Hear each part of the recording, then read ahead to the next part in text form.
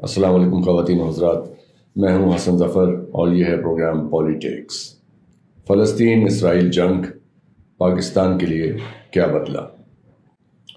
فلسطین اور اسرائیل کے درمیان حالیہ تنازع نے پاکستان اور دنیا کے باقی حصوں کے لیے راتوں رات اہم تبدیلیاں پیدا کی ہیں۔ صرف 4 ہی دن پہلے سعودی عرب کی جانب سے اسرائیل کے ساتھ سفارتی تعلقات کے امکانات کافی روشن دکھائی دے رہے تھے۔ یہ قیاس آرائیاں بھی شروع ہو گئی تھیں کہ اسرائیل فلسطین کے مسئلے پہ اپنے تاریخی موقف کے باوجود پاکستان بھی سعودی عرب کی پیروی کر سکتا ہے۔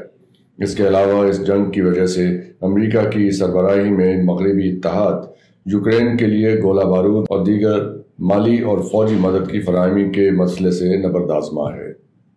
ساتھ ہی مشرق میں تائیوان پہ ممکنہ چینی حملے کے خدشات برقرار ہیں۔ اس عالمی افراتفری کے دوران پاکستان اپنے مسائل سے دوچار ہے، جس میں معاشی مسئلہ سر فہرست ہے، جبکہ سیاسی بدامنی ایک دوسرا چیلنج ہے۔ اس کے ساتھ 12 ربیع الاول کے مبارک موقع پر دہشت گرد حملوں کے نتیجے میں پاکستانی حکام نے 1 ماہ کے اندر تمام غیر قانونی تارکین وطن کو ملک بدر کرنے کا مینڈیٹ جاری کرتے ہوئے 31 اکتوبر کی ڈیڈ لائن مقرر کر رکھی ہے۔ مشرقی محاذ پہ بھارت کی کولڈ سٹارٹ حملے کی پالیسی جاری ہے اور اس نے اپنی بڑھتی معاشی طاقت کے زوم میں کشمیریوں اور دیگر اقلیتوں کے خلاف ظلم و ستم کو بڑھا دیا ہے، یہاں تک کہ کینیڈا میں خالصتان رہنما کے قتل میں بھی مبینہ طور پہ ملوث ہے۔ ہندوستان ٹائمز نے اس تناظر میں لکھا کہ اسرائیل کے خلاف حماس کے وسیع پیمانے پر حملے نے دنیا کو 2 حصوں میں تقسیم کر دیا ہے۔ ایک فریق تل ابیب کے ساتھ یکجہتی کا اظہار کر رہا ہے اور دوسرا تشدد میں اس کے کردار کی مذمت کرتا ہے۔ ایسے میں حماس گروپ کی جانب سے اسرائیل میں حملوں کی مذمت کرنے اور تل ابیب کے ساتھ اظہار یکجہتی کرنے میں ہندوستان نے امریکہ کی زیر قیادت مغربی دنیا کا ساتھ دیا ہے۔ سوال یہ ہے کہ کیا دیگر ممالک اپنے دیرینہ تنازعات کو حل کرنے کے لیے اس ہنگامہ خیزی سے فائدہ اٹھا سکتے ہیں، جیسا کہ تائیوان پہ چین کے حملے یا شمالی کوریا کی جانب سے اپنے ہمسایہ ممالک کے خلاف جارحانہ اقدامات کے امکانات موجود ہیں۔ عالمی جنگیں اسی طرح شروع ہوتی ہیں، جب ایک بڑی عالمی طاقت متعدد تنازعات میں الجھ جاتی ہے، جس سے دوسرے ممالک کو اپنے دیرینہ تنازعات نپٹانے کا موقع مل جاتا ہے۔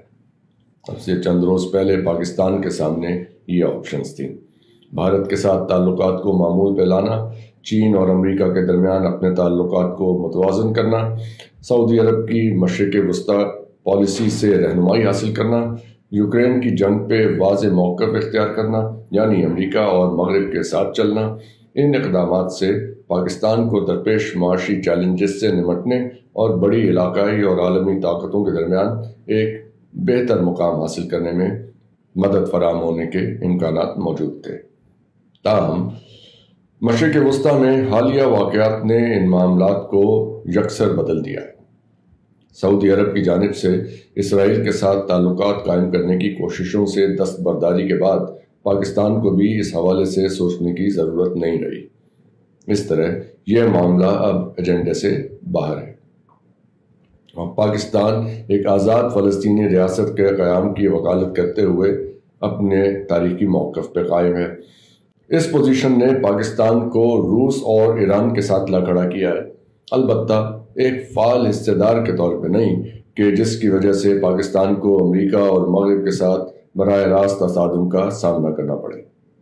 دوسری جانب ایک یوٹیوب ٹاک میں برکھا دت کے ساتھ بات چیت کرتے ہوئے بھارت کے سابق سفارتکار کے.سی. سنگھ نے کہا کہ بھارت نے فلسطین اسرائیل معاملے پر روایتی طور پہ متوازن موقف کے برعکس اسرائیل کی حمایت کی ہے۔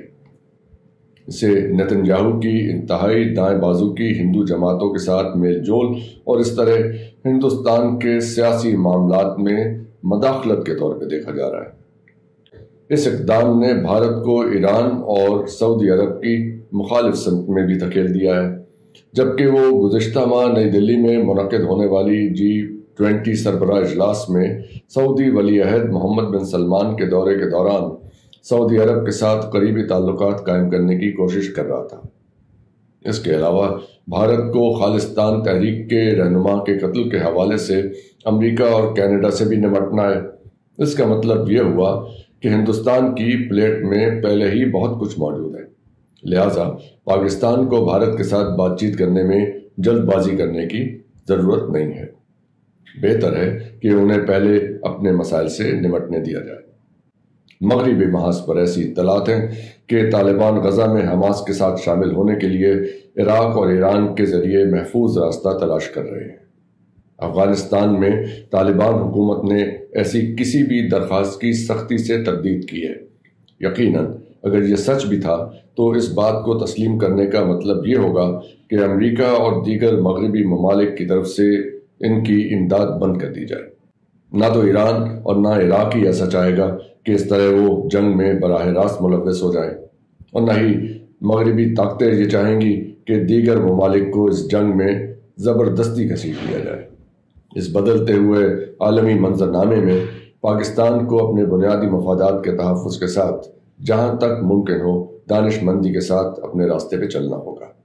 اس وقت پاکستان کو جس بات کی سب سے زیادہ ضرورت ہے وہ یہ ہے کہ ملک میں رائج فوج مخالف سیاسی بحث کو ختم کیا جائے، اور اس کے لیے فوجی اسٹیبلشمنٹ اور سیاسی جماعتیں اپنے اختلافات کو فوری حل کرنے کے لیے راستہ تلاش کریں۔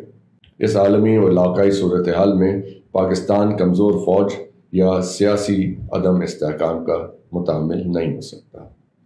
آپ کا بہت بہت شکریہ۔